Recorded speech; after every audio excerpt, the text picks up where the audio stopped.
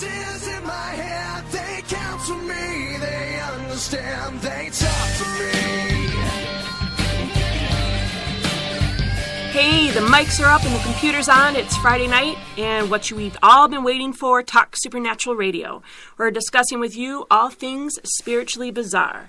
I'm Heidi Linden. I'm Scott Linden, and if you're wondering who the heck we are, we head up SWAT, Supernatural Investigations. We're a national online network that investigates and assists people with all spiritually involved issues.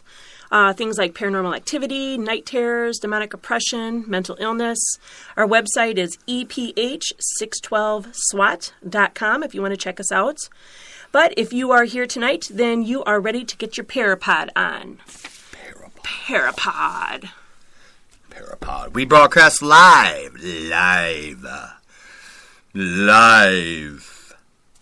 Every Friday night, 7 p.m.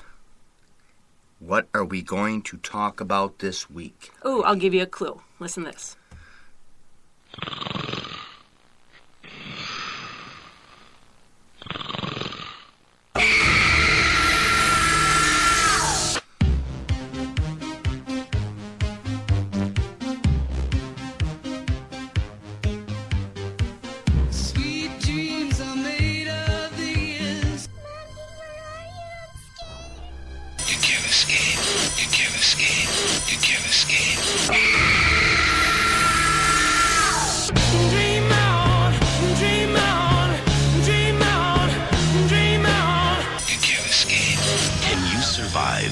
Bad dreams.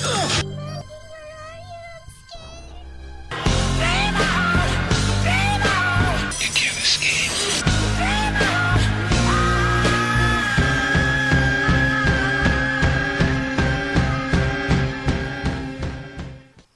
Whatever you do, don't fall asleep.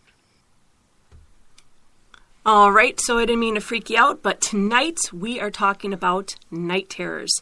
For those of you who are unfamiliar what night terrors are... Basically, they're kind of like nightmares on crack. Yes, nightmares times 100.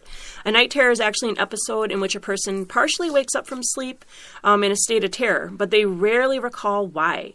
So we're not talking about eating bad pizza before bed or watching Freddy Krueger right before you fall asleep kind of stuff. We're talking about full-blown, terrifying, supernaturally infused nightmares. They manifest into something physical, and that's what we're talking about this evening. What are night terrors? Well, the answer depends on who you talk to. They're intense bad dreams. They're a horrible physical manifestation of something spiritually wicked. That's what I like to call them. I used to have them, so I know. Anyone who has them, they'll tell you that they're more than just a dream. They're very physical. They're unlike a nightmare. Sometimes they involve sleep paralysis and sleepwalking. The medical field, though, defines them as parasomnia or sleep disorder. Scott, do you know what para means, like paranormal? What's para? Like two? Like a pair of? Yeah. No. Para means, I guess, a side of. So when you're saying paranormal, it's a side of normalcy, which is strange because that's or anything but. Parapsychologist, that's a side of psychology, and parasomnia is a side of a sleep disorder. But somnia is more of a scary thing going on. So when we're talking about night terrors, we're talking about how sleep paralysis, it often accompanies night terrors, sometimes out-of-body experiences, but that's a whole nother show that we won't get into. That's something that's a little more, I want to say spiritually infused. So, but experts, they're not completely sure what causes night terrors. Their common theory is stress, hidden traumatic experiences. I've heard cases of kids as young as like 18 months old, so I don't really buy it that little babies have stress. I don't know how stressed can a baby be. Like, he wants his rattle, like traumatic poopy diaper, I don't get it. We've had kids, but I think we've traumatized them, but not their rattle. I don't get poopy diapers anymore. That's good. Oh my God. So check this out. So experts say that 6% of kids and 2% of adults have night terrors, but I don't buy that. Like, they even said, experts said the Titanic wasn't going to sink, and it did. So, Really? Yeah. So you don't want to listen to experts. I think that's just what they're aware of. I know that there's a lot of... I used to have them, and I never went to a doctor, so they didn't count me. you know? Yeah. Unlike a nightmare, a night terror usually occurs during the deepest stage of sleep, like 10 to 20 minutes. People will scream, they'll thrash, they'll lunge, hit, kick. They even talk, and sometimes they sleepwalk. Sometimes they wake up unable to move. That's where the sleep paralysis comes in. But the experts have their own thing on that, you know. The person rarely remembers what exactly they're experiencing, but they never forget the fear of it. So dreams and nightmares take place in light REM sleep, but night terrors occur in the deeper sleep. And doctors recommend that you change your diet, your sleeping habits, you regulate the time that you sleep and get up, a different environment, and they'll even tell you can see a psychiatrist, take medication for it. But the counseling and therapy only helps ease the symptoms, but not stop them. What it helps you to numb the reaction off the night terrors. The medicine that they give you is to help you forget. And then they give you techniques to distract you from thinking about them. So I guess, I don't know, you could go that route, but if it's spiritually infused, you don't want to handle it in a physical manner, correct? Well, you're going on a different level of sleep here. In the conscious world, when we're walking around, some of us have a little bit better of a guard over ourselves and what we allow to enter, not even knowing, spiritually that there's things coming against us and going against us. And some of us might just have that type of sense that keeps things away. But when we go into a deep, deep sleep, especially when we're talking about the realm of getting to the point of night terror, you are in a deep subconscious level. Right. Now you're vulnerable. Now things can come at you that normally wouldn't be able to. And we're all going to be affected spiritually, whether we're a spiritual person or not, one way or another, whether it be physical, mental. And if we can't get you mental conscious, then we're going to get you mental subconscious. But we're going to get you. The powers of this world, if you will, are going to find a way to disrupt your life. So you don't buy the whole medical thing like I don't. I don't buy most medical things. I don't know. I don't. I mean, I'm not saying I'm 100% right. I'm sure there's a small percentage. I believe you're 100% right, Heidi. Real, because you're my husband. You shouldn't even believe that. Like, we're married. So I'm going to hold on to that for so long. I'm always 100% right. I love it. Okay, so back to night terrors. Just a little too happy for this subject. One thing about night terrors is doctors say that they are hereditary, which I find interesting. Because it'll go usually from like a parent to a child, or you'll see that siblings have it. One daughter has it, and then later the other daughter has it. They say that if it runs in families, it's like a chemical thing. But there's no particular characteristics, and they're very personal and individual fears. Them just remembering their fears and each having one. I think what happens is when someone gets to a certain stage and they stop having these night terrors, if it's an adult, you get in the real world, you're busy with work, you're doing this, you're doing that, and you are exhausted, you go to sleep, and it jumps to a kid because a kid's more vulnerable. Right, more relaxed and open to things. Well, children in general are always much more acceptable to these things, and even animals. Animals can often sense things we cannot. Yeah. And they're just at a different level of, relaxation, if you will, or... Most animals, because we had 2 dogs at one time, and one dog was just like, what's going on? And the other one was like, what's there? Remember? Yeah, he's still here. Yeah. I know, but... He's still running around doing that same thing all the time. The other one's gone, but yeah, so animals are more susceptible to that stuff, too. Most of them, at least. So, and it doesn't necessarily mean just because you're more susceptible to these things doesn't mean like you'd say, oh, look at that tough guy over there, or there's no way anything would affect him, but that has nothing to do with it. It's a part of you don't even realize, and whether you become this magnet or not for the supernatural world, if you will, or not, you really don't know. But some of these people who have these night terrors may be people that are just not quite as easy to attack when they're awake. Yeah. So. And also, too, when people talk about night terrors, obviously we focus on when they're asleep, when they're having these episodes. But what a lot of people don't think about is how it affects them when they wake up. Now, they don't want to go to sleep the next night. They're paranoid, they're freaked out, they're scared. But also, when you don't get a good night's sleep, that takes a toll on you physically and mentally the next day.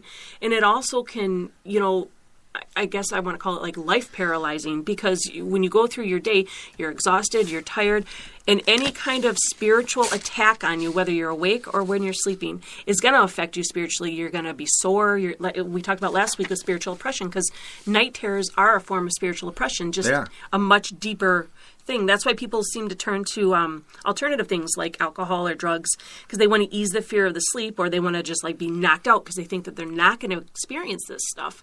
But I think what happens is they just don't remember that they're experiencing it because they're, the drugs and stuff.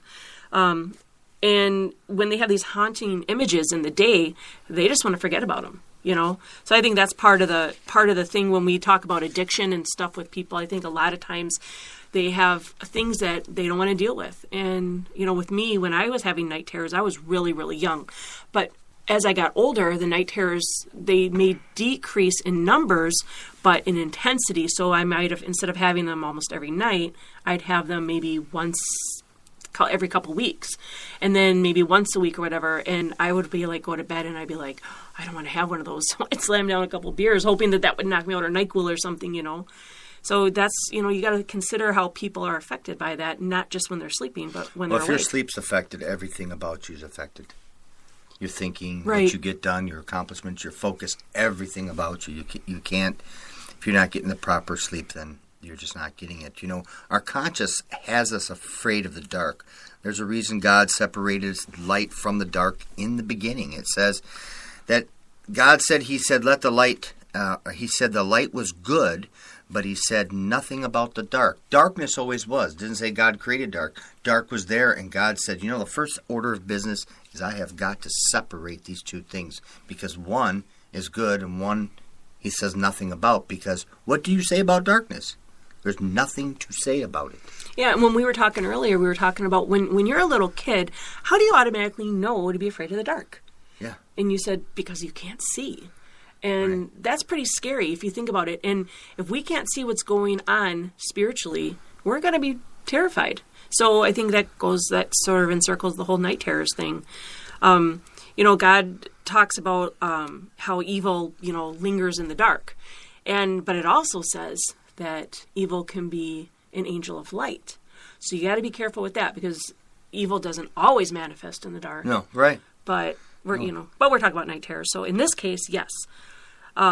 There's a scripture in Psalm 91:5 that when we counsel people who have night terrors, I always tell them that God says that you will not fear the terror of the night. So we were not made to be afraid of the dark. Right. We were made to sort of overcome it, Did you know that in the Word of God it says 365 times, one time for each day of the year, in the Word it says to fear or fear not. Fear not, or thou shalt not have fear. So 365 times it is repeated in the Bible, not to fear. Fear is not of God. We talk about the fear that we have got for God, but that's more of a respect, not I'm afraid. And so to fear is not something God ever intended us to have, to be afraid. So that would sort of go along with some of the advice that we give people with night terrors. We tell them to pray. Yep. If you say a prayer every night, even say a prayer in the day, that you're not going to fear anything in the day. Same thing. Because that's bringing in the light. And what happens when you walk into a room with a candle? Light comes in. Yep. But when you have a whole handful of darkness and you take your two hands and you open them up, the darkness does not win. It's gone. But if I go into a cave, and some of us have been in caves, and you can take just like a little lighter or something and light that, you can actually light the entire cave that you're in that area by one tiny little light. And that's what one tiny little prayer probably could do for a night terror. Yep, you never know. Yep. So as far as night terrors, they're not actually a dream state or a nightmare, like I said, but a physical manifestation of a dark supernatural experience. So we can't talk about them and look at them the way the medical field does, because they don't have really a clue. They're doing a lot of guessing, and I'm not trying to knock the medical field, because obviously they know their stuff in their stuff. But we're talking about a spiritual thing. And so if we're talking about spiritual stuff, we have to overcome it with spiritual stuff. You can't, if you mix physical and spiritual, if you mix drugs and alcohol and stuff or any other technique, mind technique, it can help, but it's never going to get rid of them. No. It'll just jump to somebody else. It's just putting a Band-Aid over the problem. The problem's still under the Band-Aid. Yeah. It doesn't go away. Yep. And with night terrors too, like when we talk about haunting, there's common characteristics and things. Oh, if you got this, you've got that. But with night terrors, they are, when people don't really remember them, they do remember bits and pieces, but we each have our own fears. So, subconsciously in our psyche, or, Isn't it interesting that often enough when we have, and we've all still have bad dreams, we're not talking night terrors, but just in general bad dreams, and you'll have these dreams, sometimes you'll wake up and you'll remember some of them, and they really don't make any sense. Why you would even be afraid of what was going on. You start describing it to somebody else, and it doesn't even make sense, but the subconscious world has a way of just messing with your mind and have you afraid of things or be scared in your dream. That's like, why was I scared of this thing that was going on? It doesn't make any sense, but it's true. Well, we're all spiritual beings, but we're housed in physical bodies. And, the demonic world, they don't know our thoughts, but they know us by our actions. They know they hear us, what we say, so they know what we fear. They know by our reaction. Superman? What about Superman? How's he affected? I'd be afraid to wear those clothes, those tights. Man, that's scary stuff. I bet they're tight. I don't even want to go with the Grundy thing. That wouldn't look good. Superman isn't afraid of anything. Like, he can go around the world and stop time. Yeah, but what if he had one of these dreams? Well, he'd probably be... He's got to sleep, doesn't he? He's Superman. You don't have these dreams. He has dreams of Lex Luthor, but he beats him. So, not even Superman can have a night terror. Well, maybe he can. Dun, dun, dun. We don't know. The mysteries of the world. Maybe we should talk about that next week. Superman. And night terrors. Yeah. No, I don't think so. But you know what I did find? What? I found out through research, through talking to people with night terrors, that they all seem to have one common denominator. Not the dream itself, but in the people's lives, there's a form of mental divination in their life, whether it's them or their family or something. And when I say mental divination, I'm talking about when people look to form like a psychic bridge for supernatural control. They through the mind. They try to induce a mode of consciousness, which makes sense because night terrors stem from the mind. Can you give me a kind of a example of what you mean by that? By mental divination? Yeah. Like meditation, yoga. Now, not saying that yoga is bad. Yoda? No, not Yoda. Oh. Yes. Divination, yes. Night terrors you have. Yes. No. Hypnosis, yes. Yes, hypnosis. I'm not saying all yoga and meditation is bad. Well, you're going to have night terrors. What I'm saying is, if you do... I can't even do... I feel like I'm hypnosis, remote viewing. What's this big word? Reiki. No, Reiki. Reiki. Yeah. Is that like Reiki? No. Like I Reiki the leaves? No, know, Reiki is a form of it. It's a New Age practice. It's a religion. It's but there's all mental conscious things that is into these night terrors. Trancing. I used to do trancing, and I know that sounds weird, but you would. I did too. I tranced all through high school. I think a lot of people tranced in the 70s, like LSD, man. But I used to try and put people in trances when I was younger. There's something that a lot of little kids do called light as a feather, stiff as a board. Have you ever heard of that? I didn't hang out with the same people you did. That's for sure. You were rocking, and I was like Ouija boarding. But what that was we would all get together and someone would lay on the floor and we would do this thing where we'd rub their temples and get them relaxed and we would do light as a feather, stiff as a board, and everybody around them would put their fingers under this person, and it's like they're all getting this like mental conscious mode, and they try to lift the person up just with their fingers, and 9 times out of 10 it didn't work, but that one time when it did, OMG, they were like, bing! It was crazy. Yeah, so that's a form of it. You've experienced that. I personally have not. Okay, I remember when Yoda, lifted the plane, but he's Yoda and he's 900 years old. He can do this. But So I'm like, I was sort of like the Yoda of the, of the New Age world in Wisconsin. I'd be like, oh yes, lift there you can. I don't do Yoda good.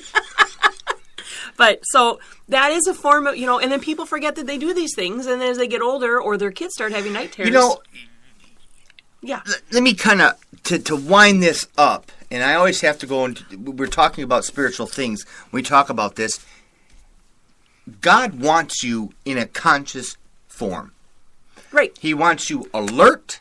He wants you mobile, does he say sober-minded? He wants you thinking clearly. He's not looking to have you go into these super trances and all this crazy stuff and trying to be within yourself. Why? Because what happens? You're opening a doorway. Yep. You're opening a doorway to something else. The supernatural world, whether it be good or bad, is there. And it's like, oh, you want to open the door? We'll come in. Yeah. Sure. And so there's a lot to the human body. The human mind is very complex. Well, spiritually, doctors supernaturally, and stuff everything. don't even know half of what our brain does. And part of it too is when you allow yourself, when you say, I want to know more, I'll look into it. Be careful for what you ask for. You don't know what you're going to find. That includes automatic writing and even using like is that a computer? No, Scott. Your age is showing. Automatic writing is a little bit different. We're not talking about that. But the people in the New Age world will understand what I'm talking about. Yeah. Sort of letting a spirit or a power overcome you and send you messages. And we're definitely not trying to, promote this stuff. This stuff is, we're warning you against it. And even like mind-altering drugs. When you use drugs and stuff, you don't know what you're going to see or experience. And I don't know. So you do open doorways with this stuff. And isn't that where like Alice in Wonderland all came in? There is a lot of history behind Alice in Wonderland. I actually never seen it from beginning to end because it freaked me out. And I think there is something sort of like freaky to it. I mean, the book, I'm sure there are like some really great quotes in that book. But the movie, or the play, movie, whatever you saw, it's a little freaky to me. So, so you don't want to open those doorways because there is an example of all the things that can cause, and I'm not saying we're not limited to that list either. I mean, there's a lot of things that cause night terrors. And like I said, if it's not you doing that stuff or having done that, it could be your parent, it could be an ancestor. It's the generational curses. Yeah. People don't take into effect, and in some of our stories, I don't know if we're going to get to this other one or not, but Slenderman, yeah. What your parents do, what your grandparents did, and so on and so forth, does have an effect on you if you're not, if you don't have a distinct way of breaking away from it and taking yourself away from that situation. Otherwise, you just fall into a lot of people who are alcoholics. They say, "Well, my parent was an alcoholic," or this so and so. And they not say, always, but in that many bothers me cases. because they're like, "That's hereditary," and I'm like, "How is that hereditary? Because my dad was an alcoholic. There's something in his brain. I mean, when he was born, how did it get transferred to me? So that everybody knew he was going to be an alcoholic when he had me, and you know what I'm saying? It just doesn't make sense." Yeah. But the generational curse can be there if you're not separated from it. Yeah, and you made the perfect point because that is actually how Slenderman ties the Slenderman Case in Waukesha, Wisconsin. That's how it ties in to night terrors because these girls were having these night terrors, but also their parents, one of the girls' parents, were doing some things. So we're going to talk about that in a couple minutes. But I did want to read an email we got a lot of emails. Some of them were asking questions about night terrors, and I'm pretty sure that we covered a lot of stuff, so we don't have to read all the emails. But this particular one, Dear Talk Supernatural, I heard you were doing night terrors this week. I need advice. I'm 22. My boyfriend's 24. He's had night terrors since he was little. He doesn't remember them, but now that we're living together, I have to deal with them too. Some are pretty bad. He screams like thrashes in bed. Yep. He sweats. It freaks me out. What can I do to help him? What should or shouldn't I do? Angela. It's either Angela, I don't know, from Colorado. And instead of us giving you a whole list of what you can do, we definitely want to help people because we do that. But I'm going to put some information up on our Facebook page on Talk Supernatural Radio on Facebook. So if you hook up there, you'll tomorrow there's going to be a whole list of stuff that people can do. You can always find information on our website too, the EPH612SWAT.com. And but you can always feel free to email us and ask us questions one-on-one as well. So, but I would tell you right now that the first thing you should do, like we said earlier, is to pray before you go to bed. And ask for protection for your boyfriend, for yourself, and I would start there, like tonight, because night terrors are pretty bad. Well, you want help with supernatural events, you're going to have to, once again, go back to the Master and seek him to help you with your supernatural things. Yeah, that's the only way, I mean, I know it seems a little redundant to constantly say the same thing about the same answer. It's like, oh, just pray or just ask God or do this and that. But, well, truth is truth. That's what you do. That's what you do. That's all you can do. I mean, how often do you say, my finger hurts? Someone says, go to the doctor. I have a cold. Go to the doctor. I have this. Go to the doctor. Everybody says, go to the doctor. Well, I'm telling you that when you have supernatural events in your life going on, no matter what they are, go see the doctor. Yeah. That's who you see. I mean, what's neat? You talking about that makes me think of this. Like when you're sick and you have let's say like me, a sinus infection, and then people tell you, oh, I have a bowl of chicken noodle soup. It'll make you feel better. Well, it's not going to cure you. It's just going to make you feel better. So I think a lot of the doctors give you things that are going to help you feel better, but it's not going to cure it. You can only eat so much chicken soup, right? I can. Yeah. All right. What are you looking at me like that for? Oh, I hate that. You're talking about chicken soup. Yeah. You were talking about Rocky last week. And Yoda. You were just talking about Yoda. So Yoda's supernatural. Yoda is not supernatural. He's a fictional character. Yeah, I've seen him. No. I bet you have. Okay. Yes. And a lot of people see Slenderman, too. They do. Slenderman Case, Waukesha, Wisconsin. That's like an hour from where we live. And I've been wanting to talk about this case for a while because it is so demonic and it's crazy. Let me just give you a rundown of it. There were two 12-year-old girls, and right now they're facing charges for stabbing their classmate 19 times and leaving her in the woods to die. Thank God that she was able to crawl out of the woods, and someone saw her and found her, and they were able to get her help. And the doctors found that one of the stab wounds was a hair away from her main artery in her heart. And if that would have hit that artery, she would have had a heart attack and died instantly. So by the grace of God, this girl's alive, and she's doing really well now. But these two girls say that they were trying to gain favor with a creepy fictional character, and his name's Slenderman. I don't know if anybody's heard of him, but he's a very tall, faceless man who stalks and abducts people, mainly children. And it's a huge internet, unfortunately, I hate to say it, but sensation. I mean, I was watching this documentary on it, and this guy took a bunch of sixth graders in the classroom and asked them, he said, who here has heard of Slenderman? All the kids raised their hand. In fact, I asked our son today, I said, have you ever heard of Slenderman? And he said, he looked at me like he didn't want to answer me, like he knew. Like, should I say yes? Because I don't want to say yes. And he said yes. And I said, where did you hear of Slenderman before? And he said, a couple of his friends have a Slenderman game. And they play it. What? Yeah. And I said, well, what's the game? And he doesn't really know, but he says it's on their phone, and it's like you have to, something about reading notes in the woods, or you got to find them in the woods. Oh, boy. Yeah. And I'm like, oh.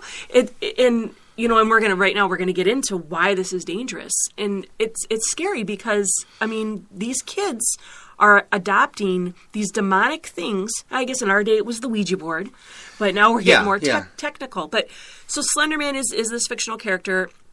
And what happens is people say they catch him in these photos. And all these photos are photoshopped, obviously. And they're pretty freaky. But so you got, a picture of these kids at the park and Slenderman's in the background stalking them. And they're all over the internet. Ridiculous how many people truly, truly believe this character exists. Well, and maybe he does. In defense of that, it's really just an extension of the Ouija board, in a way. I mean, really, the Ouija board is a piece of cardboard with the alphabet on it and some numbers. That is really all it is. That's right. However, given enough attention and asking it the right things and being sincere about it can create a huge problem, just like this character. Yeah. Although, is he real? Well, he's going to have a real effect. Just like that piece of cardboard has a real effect to you. Yeah. Because you're dealing in a supernatural world where things go on that you cannot explain. That's why it's supernatural. Well, someone came up with them. You know, there's plenty of people, you know, listening today that say, oh, I don't know about this or that. But for those of you that do know, you know we're right. Yeah. Fortunately, you know we're right. And it's like, oh, boy, yeah. And that the Slenderman case is the same thing. And isn't it interesting? I have never, up until this case, I've never heard of this before in my life. Yeah. And now, you telling me this, well, of course, is news to me, too, that she asked my son today. I didn't know that. This is the first I heard of it. Maybe I was working or something. Who knows? So go ahead and continue, though, with the story. Okay, so one of the things is, one of the myths or whatever of Slenderman is, the more you look into him, so the more you research him, the more you look up pictures, the more you talk about him, he will find you. And if the research that I did, you would not believe how many people are seeking help online because they're saying Slenderman's coming to them in dreams and whatnot. So are they creating their own paranoia? Perhaps. But now they've opened the door because they're seeking out some demonic character, and he stemmed from somewhere. And if you look at this guy, he is creepy looking. It's stinking scary. And so, you know, it reminds me of the whole Freddy Krueger thing in Nightmare on Elm Street. I have to tell this story. When it came out, that movie just freaked the heck out of me. Oh my gosh. I was younger, obviously. But what happened was they came up with this 900 Freddy Krueger line. And it was like a commercial on MTV or something. And he's like, you know, call me now or whatever. And I'll give you a message. Or I forgot what it was. And so, of course, you know, without my mom knowing, I called 900. Yeah, I know. Shame on me. But it was bad because when you listen to this, 30-second message on this 900 line of Freddy Krueger, the last thing he says is something like, he goes, you think you just made a phone call, but now I know where you live, and I'm going to be in your dreams. And I freaked out. I hung up. How old were you? I was probably like maybe, I want to say 12, 11. Yeah. So, you know, I hung up the phone, and I freaked out, and now I was already scared of him. Why I called this number, I don't know. And we all have this, this desire to tap into the supernatural because we're spiritual beings. So we want to know supernatural things. But when you start tapping into the dark stuff, you're calling it in. So low concept is real. If you put too much time and energy and effort in seeking anything out, you're going to find it, right? So people are having nightmares of Slenderman, and which in turn can turn into night terrors, a type of night terror. People are literally afraid of him, and I believe he's a demonic spirit. You know, I don't know exactly all the details because I've never seen him in my dreams or whatever, but this guy is freaky looking if you look him up on internet. So these people are having crazy, freaky dreams, paranoia of this guy. These two 12-year-old girls in Waukesha, they became so obsessed with Slenderman that they wanted to please him. They said they were going to go live with him in his mansion, so they said they were going to be proxies. So they have this sleepover with their friend. They do whatever. They had planned this for months. What they found him through these websites, and these websites have these horror stories, and they're forums of scary stories of Slenderman and other things. And in the meantime, while they're planning to please Slenderman, they found in this one particular girl's bedroom, notebooks and mutilated Barbie dolls, and the Slenderman thing on these Barbie dolls' bodies. And then in their notebooks, they drew these horribly demonic pictures. And they had phrases like can't run, follows, always watches, and then no eyes, help me. And these are 12-year-olds. These are 12-year-old girls. Don't look or it takes you. Leave me alone. I'm like, what? And the pictures that they drew are scary. And one girl had said to her that the girl that she attempted to kill was her best friend. And then she says to the police that she thought it was weird she didn't feel remorse. And whoa. It's just a reality, no reality in the whole thing. And I watched a little bit of the police tapes. And so this girl, the police asked her, why would you try to kill your best friend? And she said, she was talking about how she was her best friend and her voice was normal. But then when the officer said, why would you try to kill your best friend? Her voice changes and says, because it was necessary. I'm like, what? Did anybody catch that? I'm like, oh my gosh. I'm like waiting for her head to spin around and start spitting out green puke. I was like, oh my gosh, that was crazy. So, I believe that there was a dark spirit with her, and she truly believes that the Slenderman character exists. She says that Slenderman was watching her, and that the other girl said that she saw Slenderman in her dreams, and that he watches her, and he can read her mind, and he can teleport. But here's the thing that we were talking about a little bit earlier, was that the one girl, her parents are into this Slenderman. They're into all these, they're very gothic, and they're into these websites and whatnot. And they saw, the parents were obviously investigated, and the girl's dad had an Instagram picture of when they were out to dinner, and he's drawing Slenderman on the napkin at the dinner table or at the restaurant, and I'm thinking, okay, and all his Instagram stuff all his feeds are featuring skulls, and like one of his things was Dead Boy 420, one of his handles, and their email addresses from both his parents. Well, here we go. We've got this stuff going on with the parents, and it's being pushed right over to the children. Yep. And of course, unfortunately, these girls, from what I hear, are going to be tried as adults. Yes. At 12 years old. And now I don't want to come to their defense in a way, but this is a spiritual thing, but they're not going to be judged spiritually here on this earth. They are going to be judged as adults for the crime they've committed. Yeah. And unfortunately, this is a spiritual thing that's going on with them. And although they physically did it, right, they've been spiritually possessed in a way to do these things. And here the background is the parents are doing all this gothic stuff, this 666 their stuff email in their addresses emails, and had like I love evil and 666. So the parents brought it on to at least the one. That was the one parent of one of the girls. So she was sort of like the instigator. And what is the fascination with evil? Why do people have this fascination with evil? What is evil offering them? That I never understood. I guess when I practiced the occult, I never viewed it as evil.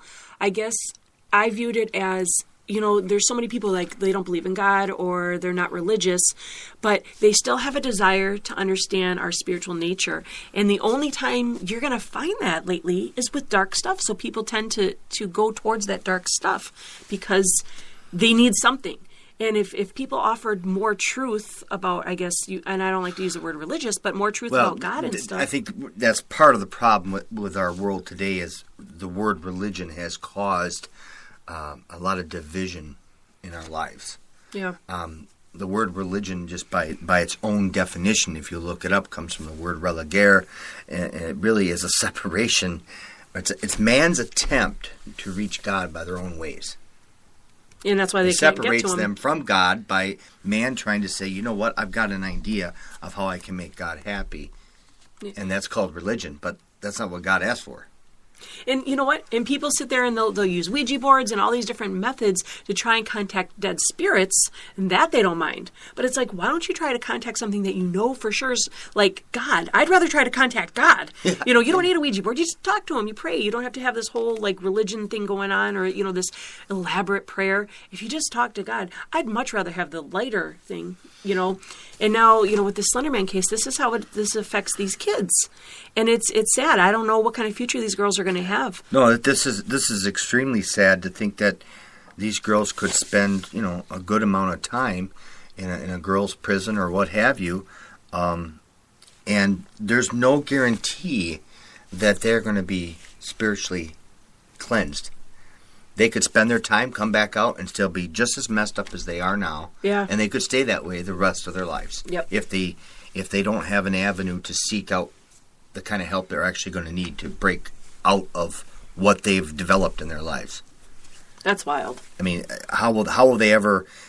Nobody in their right mind at 12 years old, two girls that would go down this course. This is nuts. So you got to be careful what you seek out, and it's not. It's all fun and games in your mind, But supernaturally, spiritually, it's not. They're serious. They're waiting.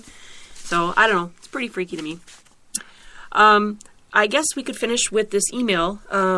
Last week, we had someone email us regarding spiritual oppression and stuff like that. And then we asked her if she could elaborate on her question. So, hi, this is Marley from Sand Springs, Oklahoma. Thank you for reading my question on your podcast the other day. You asked me to give you details on what I'm experiencing in my house. I'm seeing dark shadows all the time, and it really feels like a male. I know that sounds weird that it feels like a man, but I don't know how else to put it. Sometimes I hear footsteps when no one is in the house, and just the other day my cat was acting all crazy like it was playing with someone that wasn't there. My son, who is 9, is having these bad dreams where he says the bad man is here to get me and doesn't remember them when he wakes up, but is still petrified. We don't watch scary movies or anything like that. I started doing what you said on your episode, and we prayed. We've been praying before bed every night. I'm even reading a little in a Bible every night in bed before I fall asleep. I haven't had a problem yet. Had to say thank you for your show and your help. Really love the show, and you guys are so funny. Well, she's on a track there, reading the Bible a little bit. She needs to go a little further and get some better understanding of it. And we will have stuff on the Facebook page, so we can help you guys out there. I don't know what we're going to be talking about next week yet. I don't know. Probably something cool. Oh, totally cool. Yeah. Yeah, because I'm wearing black again. Woo-woo. Yeah. Well, you're not wearing any black. Maybe are you wearing black underwear? Maybe. For me to know, for you to find out.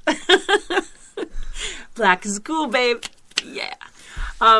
So we want to thank you guys for listening again. You're always welcome to email us at happyheidik@gmail.com. Check out the Facebook page at Talk Supernatural Radio. You can hashtag it. Hashtag Talk Supernatural. But, if you have any questions or you just want to talk about the podcast, let's get the convo going. What do you say, Hubs? Yeah. Thanks so much for listening, and follow us if you're not, and we will see you guys next Friday nights. Be there or be square.